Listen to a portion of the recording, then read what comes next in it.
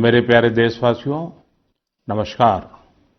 Corona के प्रभाव से हमारी मन की बात भी अछूती नहीं रही है। जब मैंने पिछली बार आपसे मन की बात की थी, तब पैसेंजर ट्रेनें बंद थी, बसें बंद थी, हवाई सेवा बंद थी। इस बार बहुत कुछ खुल चुका है। श्रमिक स्पेशल ट्रेनें चल रही हैं, अन्य स्पेशल ट्रेनें भी शुरू हो गई हैं। तमाम सावधानियों के साथ हवाई जहाज उड़ने लगे हैं। धीरे धीरे उद्योग भी चलना शुरू हुआ है। यानी अर्थव्यवस्था का एक बड़ा हिस्सा अब चल पड़ा है, खुल गया है। ऐसे में हमें और ज्यादा सतर्क रहने की आवश्यकता है। 2 गज की दूरी का नियम हो, मुंह पर मास्क लगाने की बात हो सके तो वहां तक घर में रहना हो, ये सारी बातों का पालन, उसमें जरा भी ढिलाई नहीं बरतनी चाहिए। देश में सबके सामूहिक प्रयासों से कोरोना के खिलाफ लड़ाई बहुत मजबूती से लड़ी जा रही है। जब हम दुनिया की तरफ देखते हैं तो हमें अनुभव होता है कि वास्तव में भारतवासियों की उपलब्धि कितनी बड़ी है। हमारी जनसंख्या ज्यादातर देशों से कई गुना ज्यादा है। हमारे देश में चुनौतियां भी भिन्न प्रकार की हैं, लेकिन फिर भी हमारे देश में कोरोना उतनी तेजी से नहीं फैल पाया जितना दुनिया के अन्य देशों में फैला। कोरोना से होने वाली मृत्यु दर भी हमारे देश में काफी कम है। जो नुकसान हुआ है उसका दुख हम सबको है, लेकिन जो कुछ भी हम बचा पाए हैं वो निश्चित तौर पर देश की सामूहिक संकल्प शक्ति का ही परिणाम है। इतने बड़े देश में हर एक देशवासी ने खुद इस लड़ाई को लड़ने की ठानी है। ये पूरी मुहिम पीपल ड्रिवन है। साथियों, देशवासियों की संकल्प शक्ति के साथ एक और शक्ति इस लड़ाई में हमारी सबसे बड़ी ताकत है, वो है देशवासियों की सेवा शक्ति। वास्तव में इस महामारी के समय हम भारतवासियों ने ये दिखा दिया है कि सेवा और त्याग का हमारा विचार केवल हमारा आदर्श नहीं है, बल्कि भारत की जीवन पद्धति है।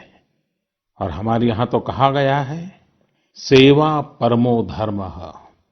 सेवा स्वयं में सुख है, सेवा में ही संतोष है। आपने देखा होगा कि दूसरों की सेवा में लगे व्यक्ति के जीवन में कोई डिप्रेशन या तनाव कभी नहीं दिखता। उसके जीवन में, जीवन को लेकर उसके नजरिए में भरपूर आत्मविश्वास, सकारात्मकता और जीवंतता प्रतिपल नजर आती है। साथियों, हमारे डॉक्टर्स, नर्सिंग स्टाफ, सफाई कर्मी, पुलिसकर्मी, मीडिया के साथी, ये सब जो सेवा कर रहे हैं, उसकी चर्चा मैंने कई बार की है। मन की बात में भी मैंने उसका जिक्र किया है। सेवा में अपना सब कुछ समर्पित कर देने वाले लोगों की संख्या अनगिनत है। ऐसे ही एक सज्जन है तमिलनाडु के सी मोहन। सी मोहन जी मदुरै में एक सैलून चलाते हैं।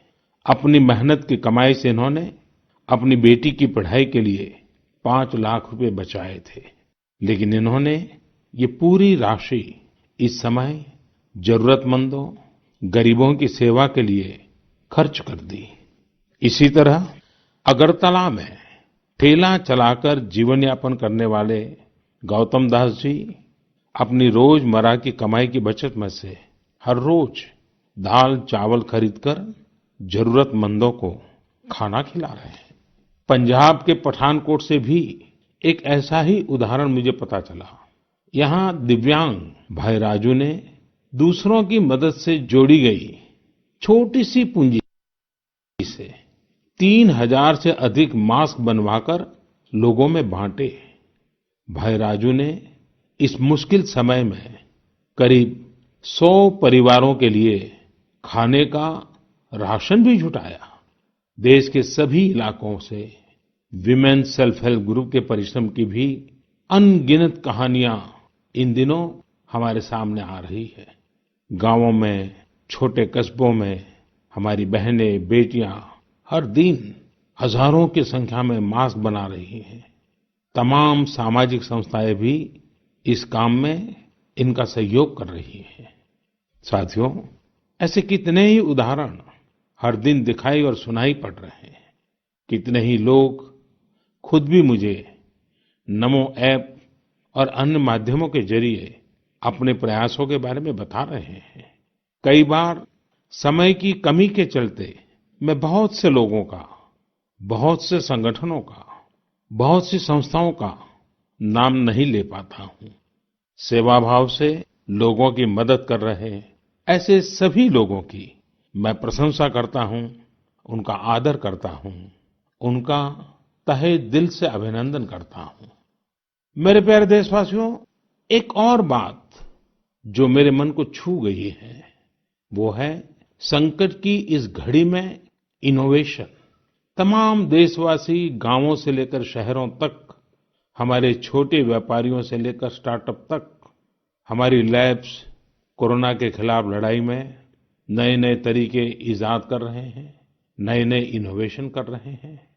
जैसे नासिक के राजेंद्र यादव का उदाहरण बहुत दिलचस्प है। राजेंद्र जी नासिक में सतना गांव के किसान हैं। अपने गांव को कोरोना संक्रमण से बचाने के लिए उन्होंने अपने ट्रैक्टर से जोड़कर एक सैनिटाइजेशन मशीन बना ली है और ये इनोवेटिव मशीन बहुत प्रभावी तरीके से काम कर रही है। इसी तरह मैं सोशल मीडिया में कई तस्वीरें देख रहा था। कई दुकानदारों ने 2 गज की दूरी के लिए दुकान में बड़े पाइपलाइन लगा लिए हैं, जिसमें एक छोर से वो ऊपर से सामान डालते हैं और दूसरी छोर से ग्राहक अपना सामान ले लेते हैं। इस दौरान पढ़ाई के क्षेत्र में भी कई अलग-अलग इनोवेशन शिक्षकों और छात्रों ने मिलकर किए हैं। ऑनलाइन क्लासेस, वीडियो क्लासेस, उसको भी अलग-अलग तरीकों से इनोवेट किया जा रहा है। कोरोना की वैक्सीन पर हमारी लैब्स में जो काम हो रहा है, उस पर तो दुनिया भर की नजर है और हम सबकी आशा भी। किसी भी परिस्थिति को बदलने के लिए इच्छा शक्ति के साथ ही बहुत कुछ इनोवेशन पर भी निर्भर करता है। हजारों सालों की मानव जात की यात्रा लगातार इनोवेशन से ही इतने आधुनिक दौर में पहुंची है। इसलिए इस महामारी पर जीत के लिए हमारे ये विशेष इनोवेशंस भी बहुत बड़ा आधार है। साथियों, कोरोना के खिलाफ लड़ाई का यह रास्ता लंबा है।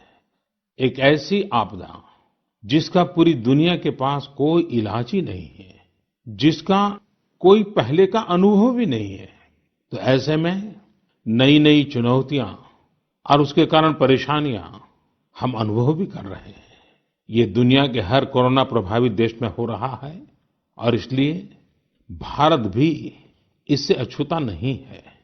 हमारे देश में भी कोई वर्ग ऐसा नहीं है जो कठिनाई में न हो, परेशानी में न हो। और इस संकट की सबसे बड़ी चोट अगर किसी पर पड़ी है तो हमारे गरीब, मजदूर, श्रमिक वर्ग पर पड़ी है। उनकी तकलीफ, उनका दर्द, उनकी पीड़ा शब्दों में नहीं कही जा सकती। हम में से कौन ऐसा होगा जो उनकी और उनके परिवार की तकलीफों को अनुभव न कर रहा हो। हम सब मिलकर इस तकलीफ को, इस पीड़ा को बांटने का प्रयास कर रहे हैं। पूरा देश प्रयास कर रहा है। हमारे रेलवे के साथी दिन रात लगे हुए हैं। केंद्र हो, राज्य हो, स्थानीय स्वराज की संस्थाएं हो, हर कोई दिन रात मेहनत कर रहे हैं। जिस प्रकार रेलवे के कर्मचारी आज जुटे हुए हैं, वे भी एक प्रकार से अग्रिम पंक्ति में खड़े कोरोना वॉरियर्स ही है। लाखों श्रमिकों को ट्रेनों से और बसों से सुरक्षित ले जाना, उनके खाने पीने की चिंता करना, हर जिले में क्वारंटाइन केंद्रों की व्यवस्था करना, सभी की टेस्टिंग, चेकअप, उपचार की व्यवस्था करना, ये सब काम लगातार चल रहे हैं और बहुत बड़ी मात्रा में चल रहे हैं। लेकिन साथियों, जो दृश्य आज हम देख रहे हैं, इससे देश को अतीत में जो कुछ हुआ, उसके अवलोकन और भविष्य के लिए सीखने का अवसर भी मिला है। आज हमारे श्रमिकों की पीड़ा में हम देश के पूर्वी हिस्से की पीड़ा को देख सकते हैं। जिस पूर्वी हिस्से में देश का ग्रोथ इंजन बनने की क्षमता है, जिसके श्रमिकों के बाहुबल में देश को नई ऊंचाई पर ले जाने का सामर्थ्य है, उस पूर्वी हिस्से का विकास बहुत आवश्यक है। पूर्वी भारत के विकास से ही देश का संतुलित आर्थिक विकास संभव है। देश ने जब मुझे सेवा का अवसर दिया, तभी से हमने पूर्वी भारत के विकास को प्राथमिकता दी है। मुझे संतोष है कि बीते वर्षों में इस दिशा में बहुत कुछ हुआ है और अब प्रवासी मजदूरों को देखते हुए बहुत कुछ नए कदम उठाना भी आवश्यक हो गया है और हम लगातार उस दिशा में आगे बढ़ रहे हैं। जैसे कहीं श्रमिकों की स्किल मैपिंग का काम हो रहा है, कहीं स्टार्टअप्स इस काम में जुटे हैं, कहीं माइग्रेशन कमीशन बनाने की बात हो रही है। इसके अलावा केंद्र सरकार ने अभी जो फैसले लिए हैं, उससे भी गांवों में रोजगार, स्वरोजगार, लघु उद्योगों से जुड़ी विशाल संभावनाएं खुली हैं। ये फैसले इन स्थितियों के समाधान के लिए हैं, आत्मनिर्भर भारत के लिए हैं। अगर हमारे गांव आत्मनिर्भर होते, हमारे कस्बे, हमारे जिले, हमारे राज्य आत्मनिर्भर होते, तो अनेक समस्याओं ने वो रूप नहीं लिया होता जिस रूप में वो आज हमारे सामने खड़ी है। लेकिन अंधेरे से रोशनी की ओर बढ़ना मानव स्वभाव है। तमाम चुनौतियों के बीच मुझे खुशी है कि आत्मनिर्भर भारत पर आज देश में व्यापक मंथन शुरू हुआ है। लोगों ने अब इसे अपना अभियान बनाना शुरू किया है। इस मिशन का नेतृत्व देशवासी अपने हाथ में ले रहे हैं। बहुत से लोगों ने तो ये भी बताया है कि उन्होंने जो सामान उनके इलाके में बनाए जाते हैं, उनकी एक पूरी लिस्ट बना ली है। ये लोग अब इन लोकल प्रोडक्ट्स को ही खरीद रहे हैं और वोकल फॉर लोकल को प्रमोट भी कर रहे हैं। मेक इन इंडिया को बढ़ावा मिले, इसके लिए सब कोई अपना अपना संकल्प जता रहा है।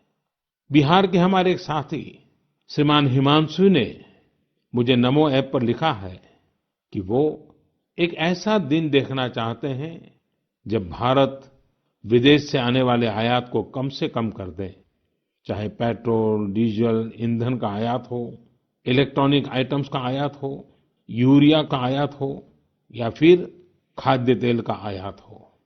मैं उनकी भावनाओं को समझता हूँ। हमारे देश में कितनी ही ऐसी चीजें बाहर से आती हैं जिन पर हमारे ईमानदार टैक्स पेयर्स का पैसा खर्च होता है, जिनका विकल्प हम आसानी से भारत में तैयार कर सकते हैं। असम के सुदीप ने मुझे लिखा है कि वो महिलाओं के बनाए हुए लोकल बैम्बू प्रोडक्ट्स का व्यापार करते हैं और उन्होंने तय किया है कि आने वाले 2 वर्ष में वे अपने बैम्बू प्रोडक्ट को एक ग्लोबल ब्रांड बनाएंगे। मुझे पूरा भरोसा है आत्मनिर्भर भारत अभियान इस दशक में देश को नई ऊंचाई पर ले जाएगा। मेरे प्यारे देशवासियों, कोरोना संकट के इस दौर में मेरी विश्व के अनेक नेताओं से बातचीत हुई है, लेकिन मैं एक सीक्रेट जरूर आज बताना चाहूंगा। विश्व के अनेक नेताओं की जब बातचीत होती है तो मैंने देखा इन दिनों उनकी बहुत ज्यादा दिलचस्पी योग और आयुर्वेद के संबंध में होती है। कुछ नेताओं ने मुझसे पूछा कि कोरोना के इस काल में ये योग और आयुर्वेद कैसे मदद कर सकते हैं। साथियों, अंतर्राष्ट्रीय योग दिवस जल्द ही आने वाला है। योग जैसे जैसे लोगों के जीवन से जुड़ रहा है, लोगों में अपने स्वास्थ्य को लेकर जागरूकता भी लगातार बढ़ रही है। अभी कोरोना संकट के दौरान भी ये देखा जा रहा है कि हॉलीवुड से हरिद्वार तक घर में रहते हुए लोग योग पर बहुत गंभीरता से ध्यान दे रहे हैं। हर जगह लोगों ने योग और उसके साथ साथ आयुर्वेद के बारे में और ज्यादा जानना चाहा है, उसे अपनाना चाहा है। कितने ही लोग जिन्होंने कभी योग नहीं किया, वे भी या तो ऑनलाइन योग क्लास से जुड़ गए हैं या फिर ऑनलाइन वीडियो के माध्यम से भी योग सीख रहे हैं। सही में योग कम्युनिटी, इम्यूनिटी और यूनिटी सबके लिए अच्छा है। साथियों, कोरोना संकट के इस समय में योग आज इसलिए भी ज्यादा अहम है क्योंकि ये वायरस हमारे रेस्पिरेटरी सिस्टम को सबसे अधिक प्रभावित करता है। योग में तो रेस्पिरेटरी सिस्टम को मजबूत करने वाले कई तरह के प्राणायाम है, जिनका असर हम लंबे समय से देखते आ रहे हैं। ये टाइम टेस्टेड टेक्निक्स हैं, जिसका अपना अलग महत्व है। कपालभाति और अनुलोम विलोम प्राणायाम से अधिकतर लोग परिचित होंगे, लेकिन भस्त्रिका, शीतली, भ्रामरी जैसे कई प्राणायाम के प्रकार है, जिसके अनेक लाभ भी है। वैसे आपके जीवन में योग को बढ़ाने के लिए आयुष मंत्रालय ने भी इस बार एक अनोखा प्रयोग किया है। आयुष मंत्रालय ने माय लाइफ माय योग नाम से अंतर्राष्ट्रीय वीडियो ब्लॉग उसकी प्रतियोगिता शुरू की है। भारत ही नहीं, पूरी दुनिया के लोग इस प्रतियोगिता में हिस्सा ले सकते हैं। इसमें हिस्सा लेने के लिए आपको अपना 3 मिनट का एक वीडियो बना करके अपलोड करना होगा। इस वीडियो में आप जो योग या आसन करते हुए वो करते हुए दिखाना है और योग से आपके जीवन में जो बदलाव आया है उसके बारे में भी बताना है। मेरा आपसे अनुरोध है, आप सभी इस प्रतियोगिता में अवश्य भाग लें और इस नए तरीके से अंतर्राष्ट्रीय योग दिवस में आप हिस्सेदार बनिए।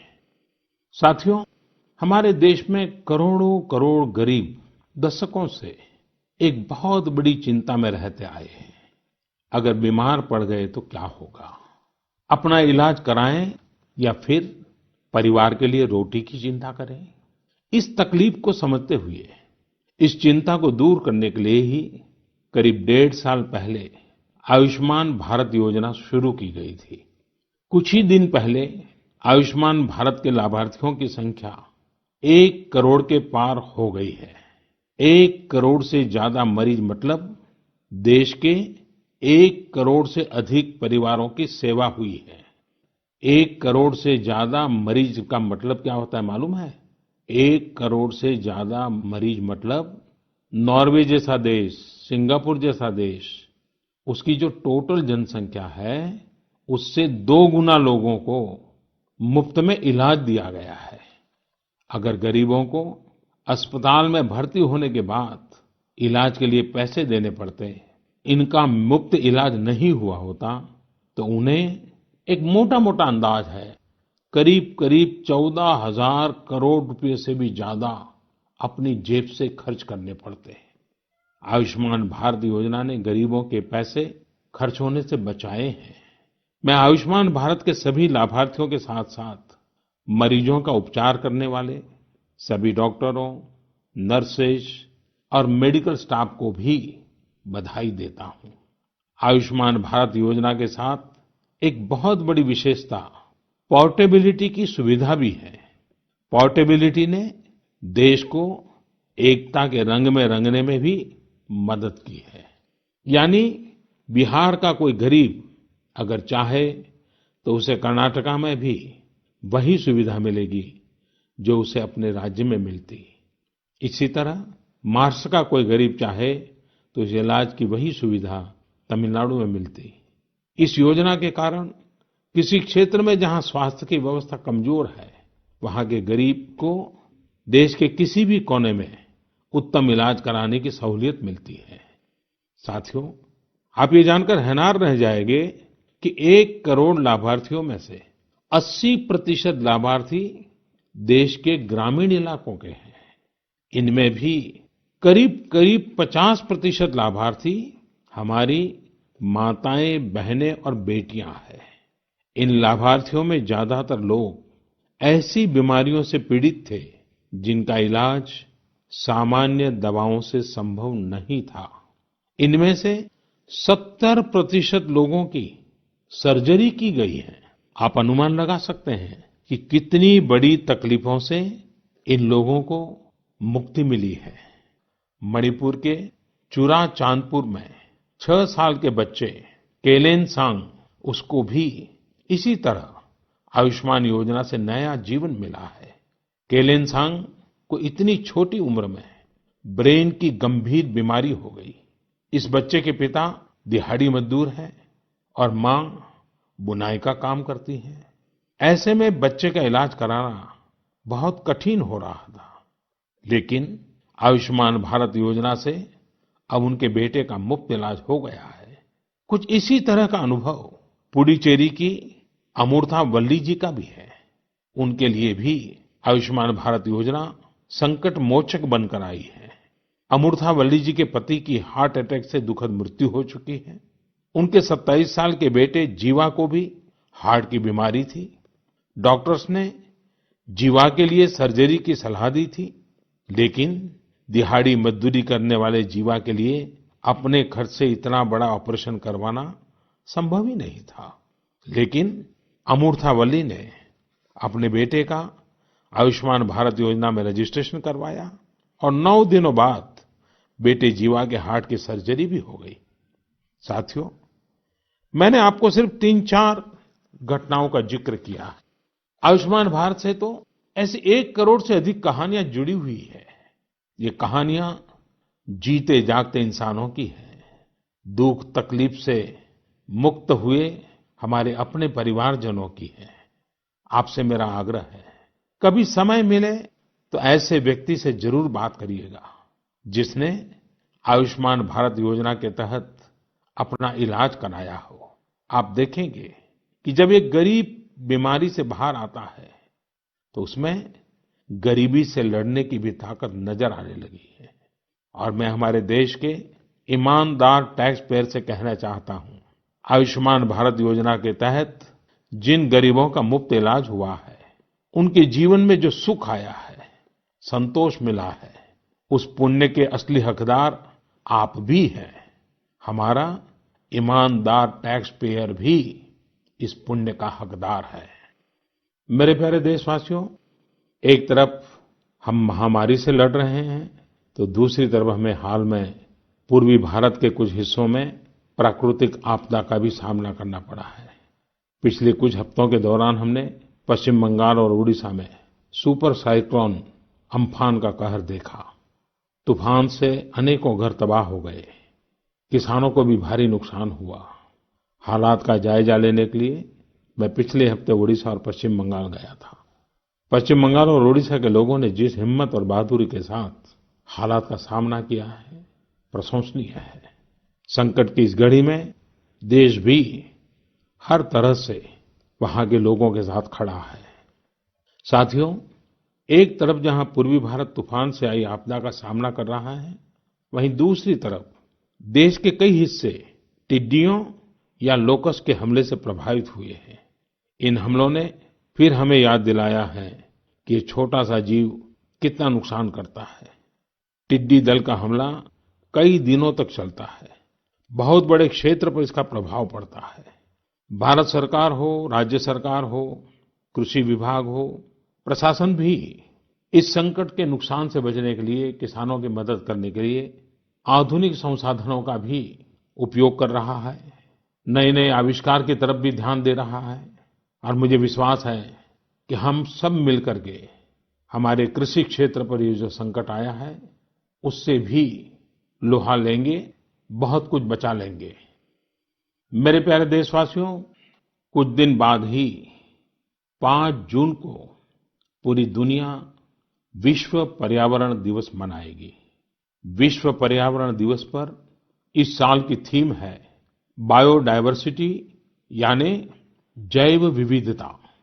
वर्तमान परिस्थितियों में यह थीम विशेष रूप से महत्वपूर्ण है। लॉकडाउन के दौरान पिछले कुछ हफ्तों में जीवन की रफ्तार थोड़ी धीमी जरूर हुई है, लेकिन इससे हमें अपने आसपास प्रकृति की समृद्ध विविधता को, जैव विविधता को करीब से देखने का अवसर भी मिला है। आज कितने ही ऐसे पक्षी जो प्रदूषण और शोर शराबे में ओझल हो गए थे, सालों बाद उनकी आवाज को लोग अपने घरों में सुन रहे हैं। अनेक जगहों से जानवरों के उन्मुक्त विचरण की खबरें भी आ रही हैं। मेरी तरह आपने भी सोशल मीडिया में जरूर इन बातों को देखा होगा, पढ़ा होगा। बहुत लोग कह रहे हैं, लिख रहे हैं, तस्वीरें साझा कर रहे हैं कि वो अपने घर से दूर-दूर पहाड़ियां देख पा रहे हैं, दूर-दूर जलती हुई रोशनी देख रहे हैं। इन तस्वीरों को देखकर कई लोगों के मन में ये संकल्प उठा होगा, क्या हम उन दृश्यों को ऐसे ही बना रख सकते हैं? इन तस्वीरों ने लोगों को प्रकृति के लिए कुछ करने की प्रेरणा भी दी है। नदियां सदा स्वच्छ रहें, पशु पक्षियों को भी खुलकर जीने का हक मिले, आसमान भी साफ सुथरा हो, इसके लिए हम प्रकृति के साथ तालमेल बिठाकर जीवन जीने की प्रेरणा ले सकते हैं। मेरे प्यारे देशवासियों, हम बार बार सुनते हैं, जल है तो जीवन है, जल है तो कल है, लेकिन जल के साथ हमारी जिम्मेवारी भी है। वर्षा का पानी, बारिश का पानी, ये हमें बचाना है। एक एक बूंद को बचाना है। गांव-गांव वर्षा के पानी को हम कैसे बचाएं? परंपरागत बहुत सरल उपाय हैं। उन सरल उपाय से भी हम पानी को रोक सकते हैं। 5 दिन 7 दिन भी अगर पानी रुका रहेगा तो धरती माँ के पास बुझाएगा, पानी फिर जमीन में जाएगा, वही जल जीवन की शक्ति बन जाएगा। और इसलिए इस वर्षा ऋतु में हम सबका प्रयास रहना चाहिए कि हम पानी को बचाएं, पानी को संरक्षण करें। मेरे प्यारे देशवासियों, स्वच्छ पर्यावरण सीधे हमारे जीवन, हमारे बच्चों के भविष्य का विषय है। इसलिए हमें व्यक्तिगत स्तर पर भी इसकी चिंता करनी होगी। मेरा आपसे अनुरोध है कि इस पर्यावरण दिवस पर कुछ पेड़ अवश्य लगाएं और प्रकृति की सेवा के लिए कुछ ऐसा संकल्प अवश्य लें जिससे प्रकृति के साथ आपका हर दिन का रिश्ता बना रहे। हाँ, गर्मी बढ़ रही है, इसलिए पक्षियों के लिए पानी का इंतजाम करना मत भूलिएगा। साथियों, हम सबको ये भी ध्यान रखना होगा कि इतनी कठिन तपस्या के बाद, इतनी कठिनाइयों के बाद देश ने जिस तरह हालत संभाला है, उसे बिगड़ने नहीं देना है। हमें इस लड़ाई को कमजोर नहीं होने देना है। हम लापरवाह हो जाएं, सावधानी छोड़ दें, ये कोई विकल्प नहीं है। कोरोना के खिलाफ लड़ाई अब भी उतनी ही गंभीर है। आपको, आपके परिवार को कोरोना से अभी भी उतना ही गंभीर खतरा हो सकता है। हमें हर इंसान की जिंदगी को बचाना है। इसलिए 2 गज की दूरी, चेहरे पर मास्क, हाथों को धोना, इन सब सावधानियों का वैसे ही पालन करते रहना है जैसे अभी तक करते आए हैं। मुझे पूरा विश्वास है कि आप अपने लिए, अपनों के लिए, अपने देश के लिए ये सावधानी जरूर रखेंगे। इसी विश्वास के साथ आपके उत्तम स्वास्थ्य के लिए मेरी हार्दिक शुभकामनाएं हैं। अगले महीने फिर एक बार मन की बात अनेक नए विषयों के साथ जरूर करेंगे। धन्यवाद।